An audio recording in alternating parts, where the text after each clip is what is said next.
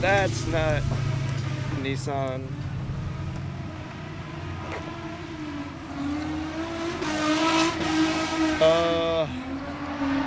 That's a beam swap in an S13. It is. It's not the first one in the state, but it's one of the few. It is one of the few. So yeah, that's cool. Do like. So, why? Why? Basically, it had a single cam in it, and I'd had NASRs before, and got to looking online. An NAS15 SR was like $1,800 at the time. This was $1,300 shipped with the trans and the wiring harness. Had to make some mounts, so there's probably less than $2,000 in the overall swap. Obviously, more in the build. But yeah, it's so clean too, man. I tried. Eddie built the front end. Okay. So the Eddie over there that owns that car. There's still some things that need to be refined. Like it's still that's like an S13 AC fan that's on it. So I've got places that money needs to be put, but overall just dialing in the car. Right. Only 2 years into a build, dialing in the car still, but yeah. So I've got a question because after that goes by. So the only NASR I've driven was an NX2000. It's front wheel drive, and I remember that engine there's nothing until you hit 3,000 RPM. It didn't go anywhere. You hit 3,000 RPM, and suddenly it would actually go. The NASR you had in your cars before, what did they come out of? Mine was out of an S13 Spec S.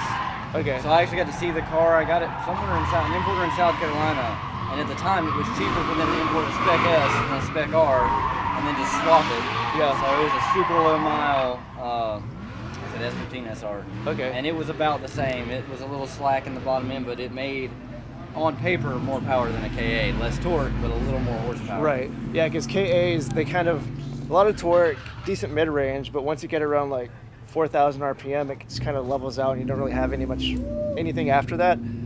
But NASRs, it pulls to redline basically. Pretty much, yeah. And so how would you say this compares to that? Because this is a 3SGE. Yeah, this blows it out of the water. I mean, besides the fact that you need to make sure it's warmed up before the variable valve timing will work. Right. Once it's up to temp, like, even before I just put a 463 gear in it, before that, it would still like pull up on like turbo SR cars. They're just spinning. Yeah. So I've got mechanical grip and I'm doing more inertia. It's still like driving an 8.6 with the beams in it because it's not turbo. Okay. But like once it's going, like it just carries speed really well. It loves the revs. It loves really hitting the box. So, I mean, way more bang for your buck. I mean, since COVID, it's gone up a good bit. But still.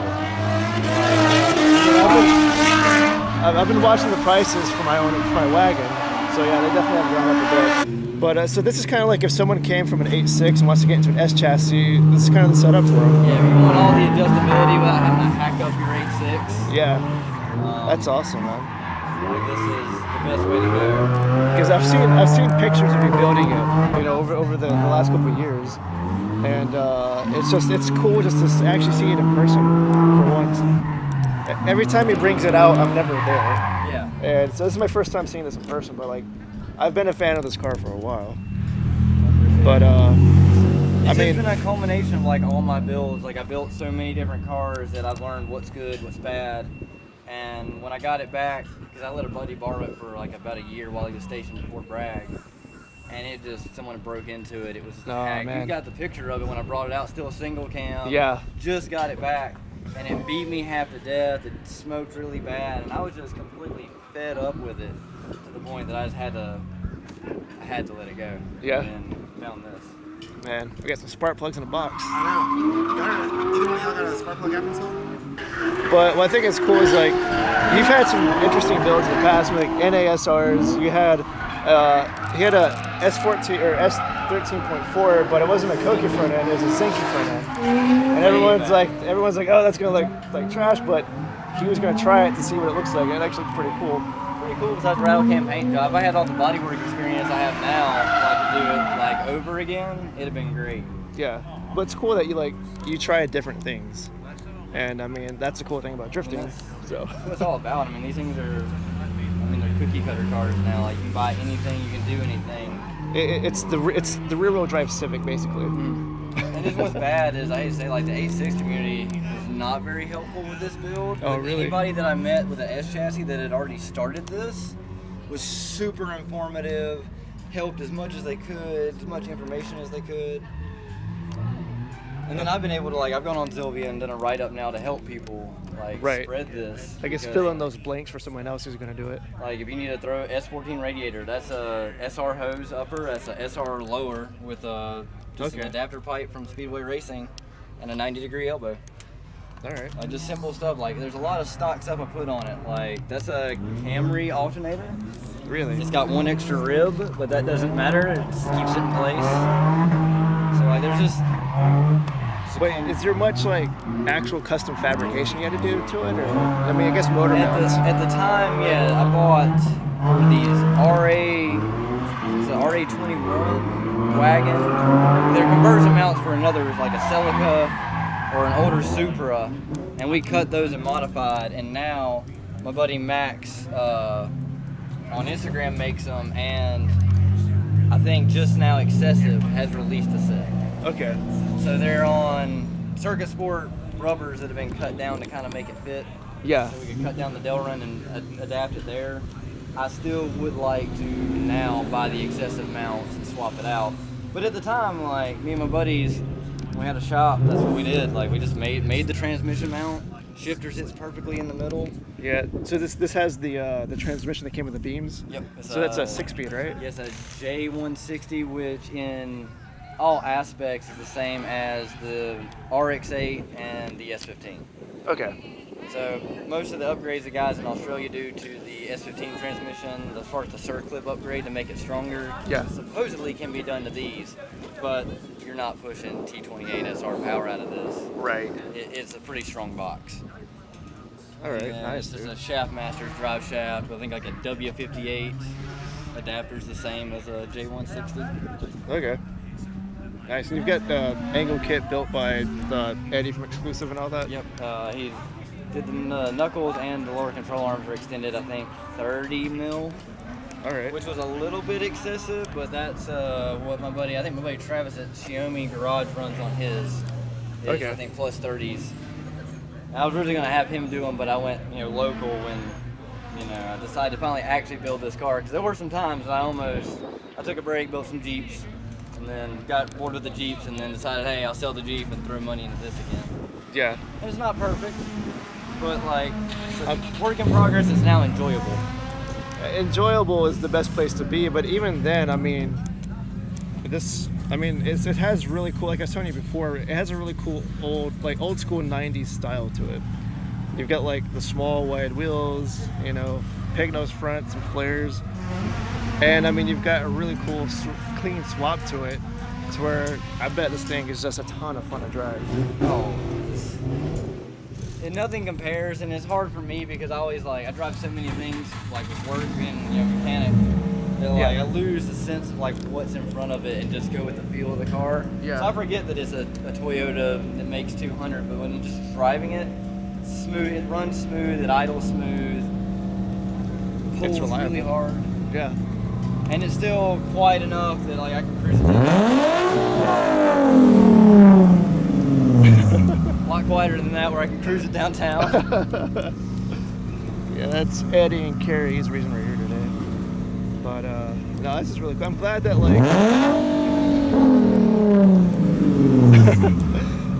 that when I finally see it in person, it's actually kind of like, it's a pretty finished state. I mean, it's. I wish it was like I actually watched it, but last night after I finally just put power steering back on it.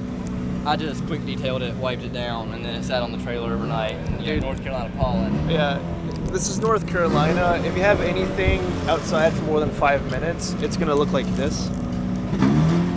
I mean, yeah, hooray for us to have allergies. But yeah, also, so this is cool. You said your buddy Travis built that? Yeah, Xiaomi Garage. Xiaomi? He's out of Iowa. Really? Currently based in Iowa. I've made talks at Pacific Northwest soon, but I am trying to get him out here to do a cage. But that's, it's another one of the things on the list. Yeah. No, this is cool. I like these low wings like this. And the main thing that I got was like a lot of stuff on deals. Like it's got a street faction bar hidden underneath there that was slightly tweaked, so it didn't meet their specifications. So I bought. It's good stuff, but like not everything is perfect. But it doesn't matter at the end of the day. Yeah, it still serves its function, I guess. Good enough. It was worth it. I mean, I think about 5 years it was apart, but it was worth every minute of it in the end because I've gotten way more reliable runs today, even with the small issues I've had, than I ever did with any of my like KA cars. Yeah. Minus my cream S13. That car was really reliable. Yeah, and that's not something you usually hear from a car that has a swap, and a swap that has an engine that was never meant to be in this car. Usually that doing that is where you're going to have all the reliability issues and the things pop up. So, definitely not the most built car here, but definitely one of my favorite cars here today. That's for sure.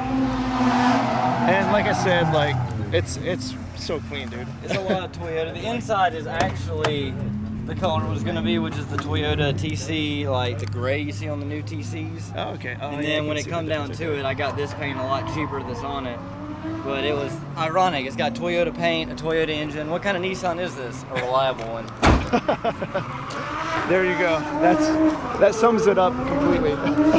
It really was worth it to take every bolt off this car and put it back on. Yeah. Realistically, now that everything is brand new, hated myself on the alignment rack once it was all done with everything all off. But now it's so worth it. Yeah. Once you're at the end of that long road and you see the final product, I mean, it pays off.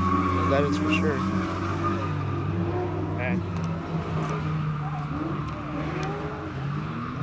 So glad I got to actually see this in person and kind of show the work you've been doing to it. So good stuff. Appreciate it, man. I'm gonna get some more video of you driving at some point, and possibly maybe later on I'll hop in with you and see what's going on. Sweet.